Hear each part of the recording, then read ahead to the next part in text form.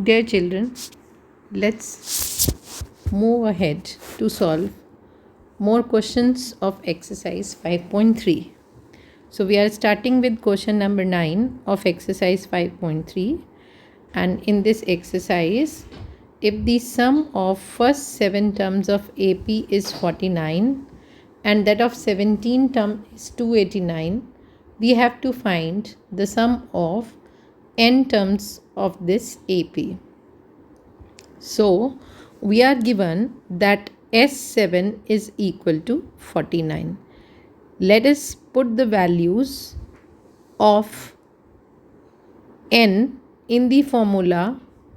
Sn is equal to n by 2. N is 7 here, so 7 by 2.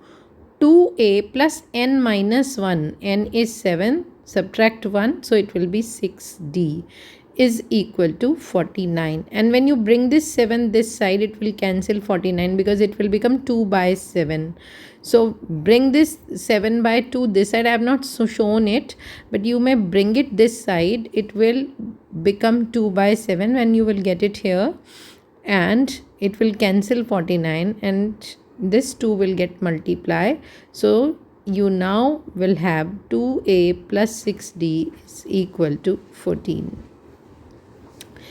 Now since this whole equation is divisible by 2, so simplify it by dividing the whole equation by 2. You will get a plus 3d is equal to 7. Let's call it as 1. Now the second thing given in the question is the sum of 17 terms is 289. So S17 is equal to 289. Simplify it the way we have simplified the first one. So 17 by 2, put the value of n in the formula of Sn. So n by 2, that is 17 by 2 upon is into 2a plus 16d, 1 less than n. N is 17, so n minus 1 will become 16d is equal to 289. Now then bring this 17 by 2 this side, cancel and then simplify. You will get 2a plus 16d is equal to 34. Now the whole equation is again divisible by 2, so divide the whole equation by 2. You will get a plus 8d is equal to 70. Now you have two linear equation in the form of a and d. A plus, the first equation is a plus 3d is equal to 7. The second equation is a plus 8d is equal to 17. To get the value of a and d, we have to eliminate. So we are eliminating and we got that d is equal to 2. This value of d you can put in first to get the value of a. So if you put the value of d here, you will get a plus 6 is equal to 7. Bring this 6 that side, so you will get the value of a as 1. Now he want us to find out Sn. You will surprise that ma'am, we have the formula for Sn as n by 2, 2a plus n minus 1 into d.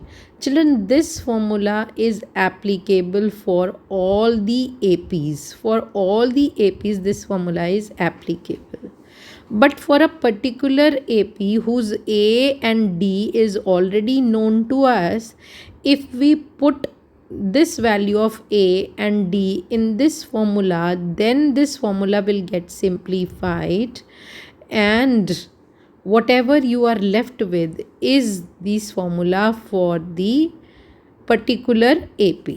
So if you are putting this value of A and D in this formula, you will get the formula, reduced formula, simplified formula for Sn to be applied for this particular AP. So Sn, in place of Sn,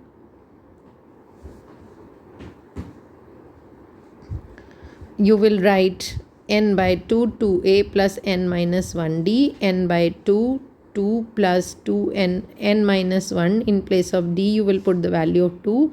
In place of a, you have 1, so you will put the value here. So simplify it, 2 and 2 will get cancelled and you will get that Sn is equal to n square. This n and this n will get multiplied and 2 and 2 will cancel. So the formula for this particular AP will become Sn equal to n square.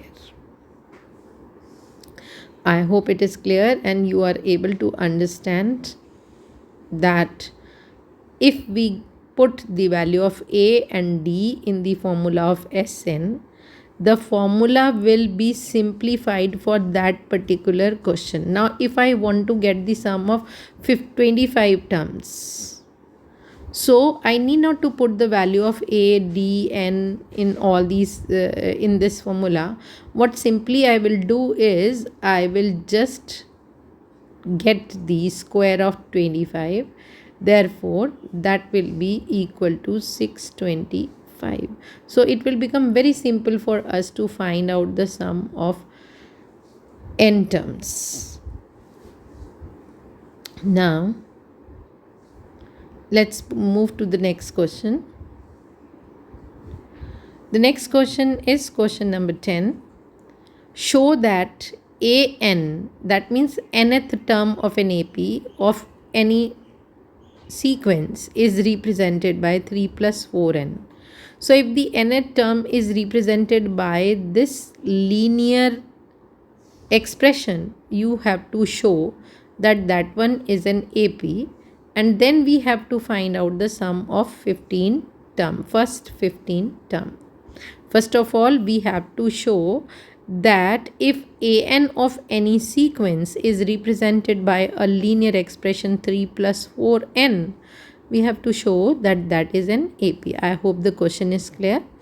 So if an is equal to 3 plus 4n, and in place of n you will put 1 both the sides, so that will give you the value of first term of the AP. That means a1 is equal to 3 plus 4, that is 7. Now if you want to get second term of the AP, in place of n you will put 2. So both the side in place of n you will be putting 2. So a2, that means second term of the AP, is equal to 3 plus 8, that is 11. The third term of the AP is 3 plus 12, that is 15. Fourth term, put both the side 4 in place of n. So a4 is equal to 19. Now children, see, write down all the terms that you simplified. This is 7, 11, 15 and 19. Now see, every time there is a gap of 4. You may show it by calculating d's. You will find that all the d's are coming equal. But here I have written that every time I am adding 4 and I am getting the next term. So 7 plus 4, 11, 11 plus 4, 15, then 15 plus 4 is 19. So every time I am adding 4 to the previous term and I am getting the next term, that indicates that this is an AP. Now we need to find out the sum of 15 terms. So Sn is equal to n by 2, 2a plus n minus 1d. The first term is 7 and the d is 4 here. So we will put it here. N we are already given that we have to find the sum of 15 terms. So in place of n we will be putting 15. In place of n 15, in place of a 7 and in place of d you have to put 4. Put all these values, simplify, and you will get that S15 is equal to 525. Now let's move to the next question. Question number 11, and this is very important question. Many a times it is asked in CBSE exam. So children, be focused. If the sum of the terms of an AP is 4n minus n square. Mind this thing, in the last question you were given a linear equation that was representing an, and here it is a quadratic. Quadratic expression always represents Sn of an AP, and linear expression represents nth term. Quadratic represents sum of n terms, linear represent the nth term. So Sn is given by 4n minus n square, and now he wants us to find out an. So children, this is Sn. So if I put n is equal to both 1 both the side, that means I will get sum of one term. The term is alone, sum of one term. So it makes no sense. that means that is first term itself. So S1 is always equal to A1, sum of one term. There is no other term. So that means S1 is always equal to A1. How to get S1? In place of n both the side, you will be putting 1. So S1 is equal to 4 minus 1, that is 3, and S1 is always equal to A1. Therefore, A1 first term of the AP is also 3. Now S2 is sum of first two terms. That means S2 is always equal to A1 plus A2. And what is its value? What is sum of first and second term? To get this, what will you do? You will put n equal to 2 in this expression. So 4 2s are 8 minus 2 square, that means 4. So 8 minus 4 is equal to 4. Therefore, S2 is equal to 4. Now, what is S2 and the difference between S2 and S1? Let's see. S2 I told you is the sum of the first two terms. So I will write in place of S2, I will write A1 plus A2. And what is S1? S1 is the first term itself. So when I subtract this A1 and A1 will get cancelled and I am left with A2. This means this is the formula forever, that A2 is always equal to S2 minus S1. Remember this formula. A2 is always equal to S2 minus S1. Now, let's use this formula to find the second term of the AP. First term we have already calculated, that is always equal to S1. So A2 is equal to S2 minus S1. We have calculated S2 is equal to 4. We have calculated S1 is equal to 3. Therefore 4 minus 3 is 1. And hence we got A2 is equal to 1. A2 is equal to 1. And we know the formula for calculating D of the AP. Common difference is always A2 minus A1. A2 is 1, A1 is 3. That means when you subtract, you will get minus 2. You will get now we have D. The formula for D is A2 minus A1. So this is 1 minus 3 and we got that D is equal to minus 2.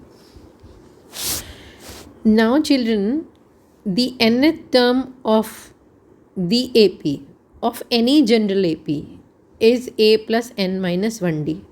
But he is saying to find the nth term of this particular AP. So that means for this particular AP, what will you do? You know A and D. So you will put the value of A and D in this formula, and then whatever is reduced one, that will become the formula for this particular AP. The way we have calculated Sn in the last question, similarly we will calculate nth term for this particular question, this AP. So A is known, D is known to us. So in place of A and D, we will be putting the value. And now the simplified version of An left with us will become the formula of An for this particular AP. So in place of A, you will be writing 3. In place of D, you will be writing minus 2. Open the bracket, simplify, you will get 5 minus 2n. So what is the benefit of getting this formula for the nth term?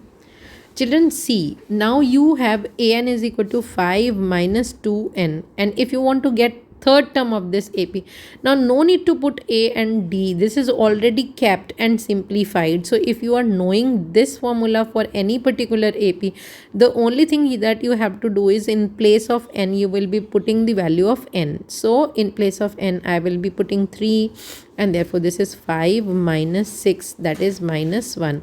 And if I want to get A10, what will I do? In place of n, I will write 10. So this will become 5 minus 20, and the answer is minus 15. So it simplifies the work. If you have any AP with you, for example, if you an AP 2, 4, 6, 8, and so on. And if you want to get its 25th term, so what will you do? You have the formula a plus n minus 1d, and put the value of a and d in it. 2 plus n minus 1, in place of d you will write 2. So this will become, the formula for an will become 2 plus 2n minus 2. So you will subtract, and therefore this is 2n. That means if you know that the nth term of this AP is 2n, then no need to put again and again the value of a and d. What will you do? If he wants us to find out 25th term, you will just multiply 25 by 2 and you will get this is 50. And if I say what will be the 100th term of this AP, you will definitely very easily able to get that in place of n I'll be putting 100, and I'll get that the 100th term will be 200. So this simplifies our work of getting the nth term instantly. That's all for today, and we will meet for solving new questions in the next video.